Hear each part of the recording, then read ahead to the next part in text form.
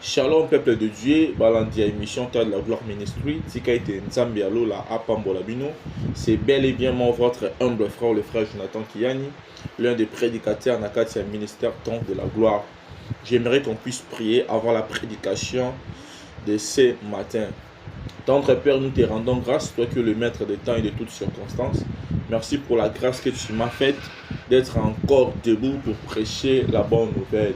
Tika ete moto nyonso akoka maloba oyo bisika nyonso azali apambolama iloba oyo epesa vie na bandeko bakoka même na nzela ya Facebook, YouTube, Instagram, TikTok mpe bande oyo baza na ngai présent dans le nom et gloire de notre Seigneur Jésus-Christ que j'ai ainsi prié.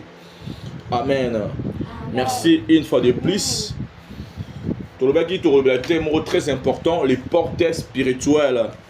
Bien aimé, la porte c'est une ouverture battante dans un mur, dans un métal ou dans un bois qui permet d'entrer ou de sortir d'un endroit. Tolobi porte c'est ça ouverture. Et quand ils sont en mur, et quand ils sont en nzete, tout est bendé. Mais ils ont pesa ningisa, ils ont pesa makoki, il y a kobima te kokota na esika moko. Et bon, depuis sous la porte, c'est pour le passage ou un accès même dans un endroit ou même dans le monde spirituel. Porte suiga abode pour kota na ndago physique oyo monaka, porte suiga raté pour kota na hôpital, porte suiga raté pour monta kota parfois na dépôt, porte suiga raté pour kota na boutique to magasin, mais porte les appels nzela oyo pesa kabiso ningisa, il y a kota même dans le monde spirituel. Et bon, dans le monde spirituel, nous devons savoir que nous avons deux types de grandes portes. Et bon, porte à l'émotion dans le monde spirituel, c'est une porte qui est négative. Et bon, la négativité de ceux qui te lobent la positivité. Dans la spiritualité. Bien aimé, les portes spirituelles négatives, ce sont les portes qui sont diaboliques. Ce sont les portes qui sont sataniques. Ce sont les portes qui n'honorent pas Dieu. Et bon, bah porte ça va tourner là pour n'avoir accès, bah adhérer dans le monde des ténèbres. C'est pour prendre accès aux choses occultes ou aux choses démoniaques, les choses qui sont maléfiques, les choses qui sont sataniques. On a aussi besoin d'une porte pour accéder. Notez bien, le clé des portes spirituelles diaboliques, c'est tout simplement en grosso modo le péché. Il y a plusieurs sortes de péchés. Nous avons l'idolâtrie. Quand on dit en Israël, mi pekiselo dans Lévitique, loba, tu n'adoreras pas un autre Dieu, et puis tu ne te prosterneras pas devant les images taillées, ni une représentation quelconque de choses qui sont dans le ciel, en bas et sous la mer. Donc, ça m'a péqué cette idolâtrie. Moto yon so akuma meleke. Moto yon so akomi se loko na moko nzambe ayeba directement que ado font la porte spirituelle. Na resonga na idolâtrie. Deuxième exemple, je peux dire aussi ce sont les paroles. Troisième exemple, je peux dire dans l'obéissance salutation par contact des mains précisément. Quatrième point dans le Babiloko font le rapport dans le monde spirituel. On va dire grosso modo les péchés, mais on a commis qu'on énuméré. C'est aussi les tatouages. Et cinquième chose, c'est le sexe. Et puis sixième chose dans le c'est l'habillement. Bien aimé, l'idolâtrie, c'est l'adoration des idoles. L'idolâtrie, c'est le culte qu'on rend aux dieux inconnus, aux dieux qu'on ne connaît pas, aux dieux qui sont muets. Car il y a un seul Dieu, le créateur de toutes choses. Mais quand toi tu pars te prosterner devant les images taillées, tu pars dans la maison d'un gris-gris pour consulter les démons, tu es en train de faire l'idolâtrie. Amen. Amen. Donne-moi un amen bien que j'évolue. Donne-moi un amen bien que j'avance. Amen. Amen. L'idolâtrie, c'est aussi l'amour excessif pour une personne ou une chose. Bien aimé, il y a des gens aligné moto tellement makasi comme ko tient moto na esika ya nzambe eza na bato aligné loko tellement makasi akomi ko chérer loko la nzambe na ye papa moko abebisa ba msapi ya mwana eka na mutuka toyoka nzemba ya frère Pichu Mwanza papa lingaka tellement mutuka na ye makasi mwana zwa lisusu banga zosaka na mwana na inconscience azo gratter mutuka ya tata mais tata na kanda libazu nzeta monene na beti mwana loboko. Moi, je la loboko passe na butu mobima et puis na tongo mais c'est fois kata moi loboko parce que miko ya moi ne buka na ndemo ngiko bon c'est ngoli souté moi no loboko na ekatana bien aimé moi na pe ko so mutuka un jour so akoli na vie maman ko bisa moi ni soki akoli pona mutuka ya pamba papa bebisi loboko ya mwana ezana bato musu balingaki biloko na bango tellement lokola alingaka mosala na ye mingi alingaka mbongo mingi aza prêt ko sacrifier ba vie ya bato pona kaka biloko ya mokili. Ça c'est de l'idolâtrie. Bien aimé, kolinga biloko ya mokili mingi te koleka nzambe pamba te ntango ozolinga biloko ya mokili koleka nzambe ozosumuka sans que yo yeba sans que pe olinga. Et parce que ozosumuka na l'idolâtrie, sache-le bien que nzambe ozala pour yo te et puis ozofongola ba porte pour le démon parce que ozopratiquer makambo oyo eza impire, occulte, makambo oyo eza interdit devant nzambe. Amen. Amen. Bien aimé. Deuxième point dans le bas qui dans l'obéla, à part l'idolâtrie, ce sont les paroles. Bien aimé, dans le monde physique ou matériel, les paroles s'envolent, mais les écrits restent. Mais dans le monde spirituel, c'est le contraire. Dans le monde spirituel, les écrits s'envolent parfois, mais les paroles restent. Attention avec tes paroles, parents. Tout le temps, tel makazo fin à moi la balabala. Yo baboma, yo ba tout atako tout a noti. Bien aimé, chaque temps c'est la makambo, sache les deux formules la porte au éviter dans le monde éternel pour que ça rende la vie à moi. Parce que parents nyos, ana beaucoup de cola moi, parents nyos, ana mo a dit le cola moi. Donc yo moko parents na malwano ma bé, aux autres misal le cola moi, sache que je peux ça c'est pas démon, ma bibi sa vie à moi. Combien de personnes na ba du kende ba tout à kufa, et puis mouton na ke ba tout ya kufi. L'île obézara na effet bien aimé. Attention avec tes injures. Attention avec tes promesses. Ce qui va kata Jean-Baptiste Moutou n'a pas de promesse. On l'a gagné bien aimé. On l'a gagné. Attention par des serments. Vous avez la pandaille. Mais ceux qui accueillent pour le pouvoir, na lapi, ceux qui m'ont joué au kondi, na pesio via bar na union son, na pesio bar na mibali. Bakozala boye tala bakotanga mais fina bango kozala malamu te ala pindai. Attention na malozo bimisa parfois na pose eloko moko oloyi maloba mais bake maloba la peut comme une grande porte pour toute une famille ou pour toute une société. Makambo surtout obika malamu te na mboka eza parce que ba corps mo za ki signé quelque part dans le monde éternel et puis na bateau il y a comme surtout vivre ba répercussion na yango. Attention avec tes paroles. Yo message ko finga moi la parent keba au fond la rapport dans le monde des ténèbres. Bien aimé, la salutation par la main. La salutation par la main. Bien aimé, c'est une chose encore très importante. Parce que à travers salutation, mouton iko contact na makamoko boy. La salutation, c'est juste l'action de saluer quelqu'un, mais il m'a rappelé un fait et il m'a rappelé un impact. Tout le monde a capable de causer, il m'a appelé ça dans le beauté.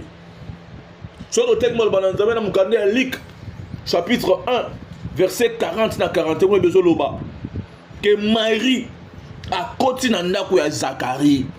Papa, si moi aussi à Zacharie, comme Elisabeth. Pour Elisabeth, elle a dit cousine de Marie, mère de Jésus. Dès qu'Elisabeth a entendu la salutation de Marie, son enfant qui était dans le ventre, elle fut remplie du Saint-Esprit. Bien aimé, ce qui salutation, et qu'on sait que nous donne le Saint-Esprit, ils avaient une salutation, et qu'on avait pas de démon. Parce que l'onction se communique, même les choses diaboliques aussi se communiquent. Ce qui salutation, et qu'on peut s'ennuyer ça. Pour me lire, on sent avant la casse dans la moto. Pour ma camarade, comme on sent la casse dans la moto. Salutation, c'est qu'on a là pour la cocotte de ma camarade, ma belle. Je dis salutation. Et il y a comme dans Covid. Ce qui salutation. Et il y a ça là été. Moutage de temps sur les personnes les brossades sur le mabok. Salutation.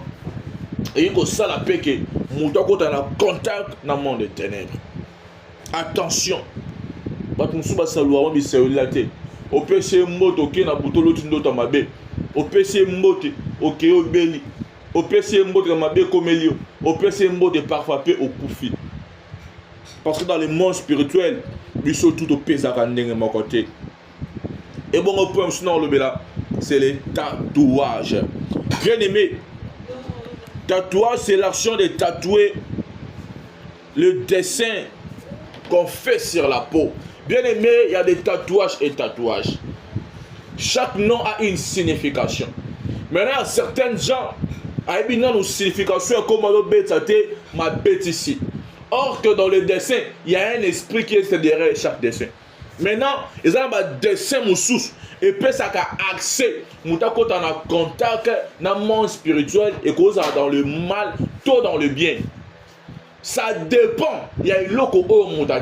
Maintenant, par ignorance, à cause de ce dessin, il là, on peut essayer accès dans le monde des ténèbres. Ils ont comment l'esprit à Lyon, parce qu'il y a Lyon dans nous autres. Ils ont comment l'esprit à sélection, parce qu'il y a des snakers à Nyoka. Ils ont monté mon sous, avec une femme, tout va mari de nuit, parce que parfois des snakers sirènes dans nous autres. Alors, tant que il y a un tatouage, mais au coma, tout au lingara coma nini. Chaque tatouage a sa signification. Car tatouage veut dire aussi esprit dans les dessins. Le tatouage peut aussi te mettre en contact avec les esprits. Car tout tatouage est significatif. Le tatouage peut aussi être une porte spirituelle pour que la personne prenne accès dans le mal. Ça, tu ne peux pas ignorer. Et puis un point encore que je vais toucher, c'est le sexe, bien-aimé. C'est le sexe. Mais j'aimerais autant à Maloba Nzambe, dans mon canal 1 Corinthiens, chapitre 6, verset 9, tina 10e verset. La Bible nous dit, ne savez-vous pas que les injustes n'hériteront point le royaume de Dieu? Ne vous y trompez pas, ni les impudiques, ni les idolâtres, ni les adultères, ni les efféminés, ni les infâmes, ni les voleurs, ni les cupides, ni les ivrognes, ni les outragés, ni les ravisseurs n'hériteront le royaume de Dieu. Mais maintenant, l'obéla qui déjà, idolâtrie n'a reçu à Konate. Oh, la Bible sur l'oba. Et là, Paul, a dit, mon cadeau de Corinthe. Boyebite, que bato bazangi boyengebe. Bakokota bokonzi ya likolo te bomikosa te abandi kotanga abe impudique ba idolâtre les adultères et puis ainsi de suite. Bien aimé, je vais parler le cercle dans les deux angles. Premier angle dans le mariage. Les sexes par rapport à la conception Nzambe, c'est pour la satisfaction corporelle. Dans les mariages, le sexe c'est pour se relaxer et puis se déstresser. C'est aussi pour produire les enfants. Là, c'est selon le plan de Dieu. Dans les mariages, l'objectif du sexe. Mais attention, notez bien, même si les gens sont mariés, ils ne sont pas permis de faire les mauvaises pratiques dans les sexes. Même s'ils sont mariés. Et par là, on va parler de la fellation. Je ne vais pas rester là. Ce sont des pratiques sexuelles consistant à sucer les organes génitaux de l'homme. On voit la sodomie, accessée par des pénétrations de l'endroit qu'il ne faut pas selon le plan de Dieu. On voit l'adultère. Quand on parle de l'adultère, c'est l'infidélité d'une personne mariée. Une personne qui est mariée, mais il part chercher une autre personne pour qu'il puisse faire l'amour avec lui. On voit la polygamie, la relation conjugale où un homme marié a plusieurs femmes. On voit la polyandrie, étant d'une femme qui est mariée à plusieurs hommes. Toutes ces pratiques ne sont pas autorisées, même dans le mariage, selon le plan de Dieu. Je ne vais pas trop y rester là faute du temps, mais sache-les, ce sont de mauvaises pratiques, même si tu as épousé toute cette personne-là. Et puis, hors mariage, le sexe n'est pas un jet. On a le droit de les faire juste après le mariage. Parce que la fornication, c'est la relation sexuelle non approuvée par l'Église. Beaucoup de gens hors mariage, les autres parce qu'ils ont peur de draguer quelqu'un, ils se tombent dans la masturbation. La masturbation, c'est se faire plaisir soi-même. C'est plus dangereux même que de faire l'impudicité. On voit l'impudicité, bien aimé. On voit la pédophilie, l'attirance sexuelle seulement chez les enfants. Aujourd'hui, ça se passe dans nos pays européens. Beaucoup de gens le pratiquent, même l'État l'autorise. On voit l'homosexualité. Bien aimé, homosexualité comme on dirait épidémie. Attirance sexuelle pour les personnes du même sexe. Et c'est ce qu'on opère de la stéréotype et puis lesbianisme. Moi si azo luka moninga na ye moi si mobala azo luka moninga na ye mobala. Bien aimé, ozama beko legana nyama. Soki mwa luka mwa à combler soki mwa mobala luka mwa ya moi si à combien plus forte raison oh mutu oh nzamba sana lelengi na ye. Tala batu yesu akufela na ekulusu makamba zo sala. Tala batu yesu zela ba sete. Moi ça zo luka moi mobala zo luka mobala bien aimé. Ozo mikosa, ozo mobali otika la mobali. Même ata so yeba suba, yoko o suba ne mona mibali. Siko prendre zo mikomisa mwasi. Eza ba porte spirituelle la vie na yo. Le sexe n'est pas un jeu. C'est une très grande porte dans le monde spirituel. Parce que souvent, dans le monde spirituel, la sexualité ou le sexe d'une personne peut caractériser sa spiritualité. Alors on ne joue pas avec le sexe dans le monde spirituel. Parce que là où Satan a échoué, sexe c'est comment? C'est pour ça qu'il nous dit, résistez au diable, il fuira loin de vous, mais fuyez l'impudicité. La bisexualité, ça ne comme sous asalaka le tout à la fois. Ils ont des musiciens mingi basala yango, mais to kotanga ba kombote pour respecter ma personnalité ya bato. Papa malobaki malamu na nzembo moko. Que attendez-les. Showbiz eko simba monde qui vivra verra. Lelo ba pédé na ba lesbienne. Bazoka sonité na matanga omona bango mobali bapi ozomona ngo ndanga bazoseka okindo kite moto ya lengo aza moto te okomisa moninga na yo asa moto il faut oteya iloba ya nzambe obise koza mwasi il faut un jour obala obota bana oza mobali il faut un jour obala mwasi oteze obota bana oza mobali tikala mobali oza mwasi tikala mwasi. Ba pédé, bo changer, bo zonga mibali, ba lesbienne, bo tika makambo wana bo zonga basi. Bien bo sera ba bisexualité, oza pédé, on appelle sous directement lesbienne, bo tika biloko wana. Zalande nzamba sa elio. Et puis la chose grave la bestialité. C'est acte ou sentiment qui approche l'homme de la bête bien-aimée. Moutou. Aboyi na ye batu ya lingi na ye kushara ba nyama. Quelle honte, quelle honte. Il y a beaucoup de gens occultes bazo sala makambo lengo. Et puis je vais parler aussi de l'habillement. Bien aimé, le loso continue à TikTok okoyoka pasi pe mawa pona yela teli ya bala basi. Tu peux te poser la question azo luka nini? Qu'est-ce qui ne va pas? Et l'on y est simbade azo bela tout à normal. Okota lo kina moni tu peux et go peso poso le matin ezade. 1 Timothée chapitre 2 verset 9. Je veux aussi que les femmes vêtues d'une manière décente, avec pudeur et modestie, ne se parent ni de tresses, ni d'or, ni de perles, ni d'habits somptueux. Donc, il y a mais la femme doit se vêtir avec d'une manière décente, avec pudeur. Les gens sont exaltés. Moi, je n'ai n'importe quoi, pas tata, to maman. Son exalté, bien aimé. Qu'est-ce qui ne va pas? Tant on y a chose à la makambalo lengo, il y a pas qu'on se la porte pas l'esprit. Lobi les balles koyate parce que on est côté par les bandes, d'autres comme siège Il y a mari et la femme esprit. Parce que il y a beaucoup de là qui portent bien aimé. Il faut moi, c'est surtout ici. Les musiciens vont exposer à la base et ça n'a pas si peu mal.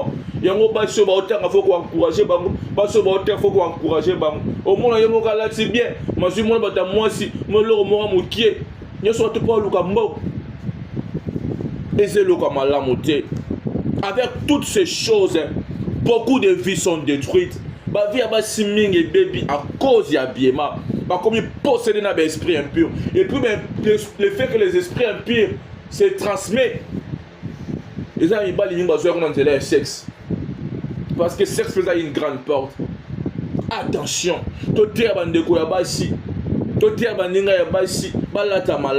car beaucoup de vies sont déjà détruites.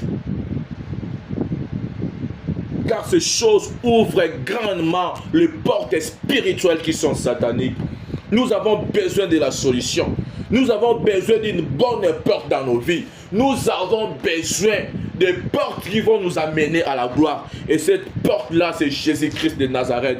Les portes spirituelles positives ou les portes spirituelles divines viennent de Jésus. C'est ici pour prendre accès aux choses divines. C'est ici pour prendre accès aux choses de Dieu, aux choses qui nous amènent à la gloire. Si les portes du diable nous amènent dans le péché, si les portes du diable nous amènent dans le mal, les portes divines nous amènent dans la gloire. Donne-moi un amen bien que j'avance. Donne-moi un amen bien que je progresse. Si les portes de l'impudicité, si les portes des mauvais habits, si les portes de toutes ces pratiques sataniques nous amènent dans la souillure, mais les portes divines nous amènent à la gloire. Nous amènent à la gloire. Et puis, essaye de faire les portes à un mot. Essaye de faire un moto nyonso. Bible lobi na biso na mokanda ya Jean chapitre 1 verset 12. Mais à tous ceux qui l'ont reçu, à ceux qui croient à son nom, elle a donné le pouvoir de devenir enfants de Dieu. Lesquels sont nés non du sang, ni de la volonté de la chair, ni de la volonté de l'homme, mais de Dieu. Moto union soit aimé sous Massia. Le corps à mon côté au but qui s'est bien aimé a fait une grande porte de bénédiction dans la vie. Parce que besoin de l'oba. Voici les miracles leur accompagneront ceux qui auront crié à mon nom. Ils chasseront les démons.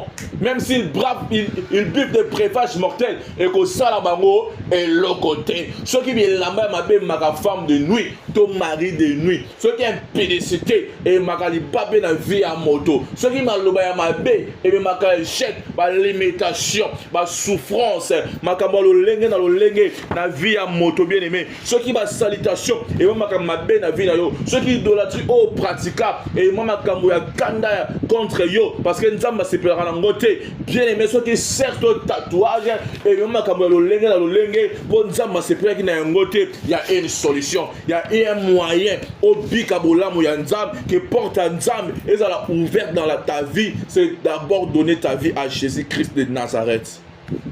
Ici c'est pour prendre accès aux choses divines. Bien aimé, man quitté là-bas en Israël, Israël qui porte, pas n'importe quelle porte.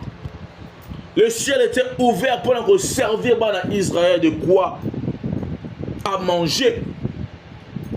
Bien aimé, porte divine ce que faut moi mis au cause de nourriture dans la famine.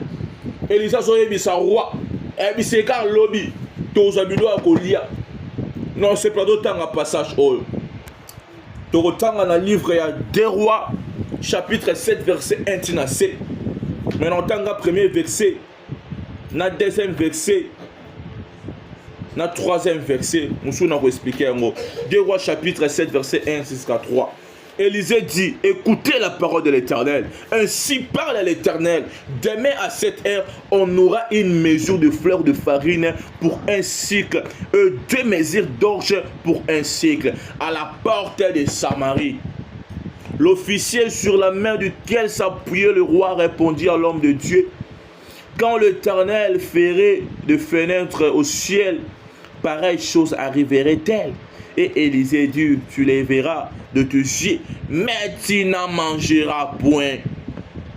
Il y avait à l'entrée de la porte 4 lépreux qui se dirent l'un à l'autre, quoi resterons-nous ici jusqu'à ce que nous mourions?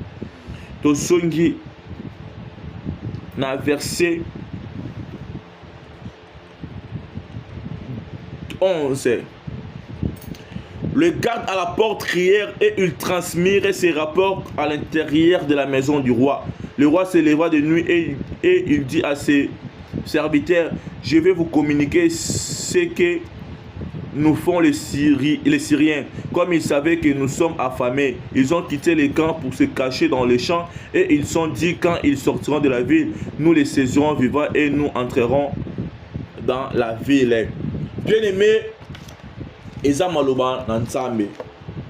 Ezali nzala ekotaki na kati na mboka.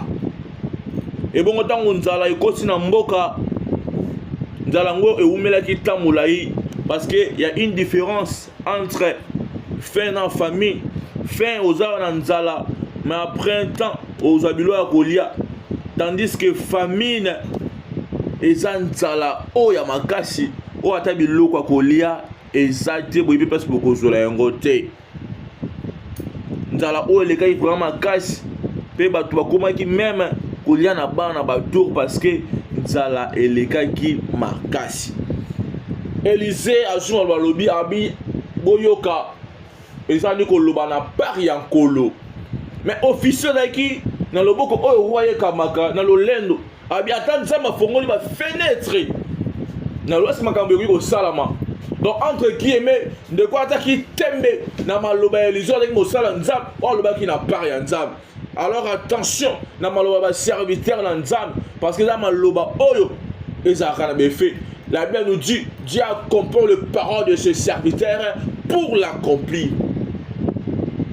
Et bon ndeko esalamaka ndenge Élisée alobaki ke okomona yango kolia yango te na précipitation ke koza biloko ndeko akweyaki bamatelaki epi akufaki.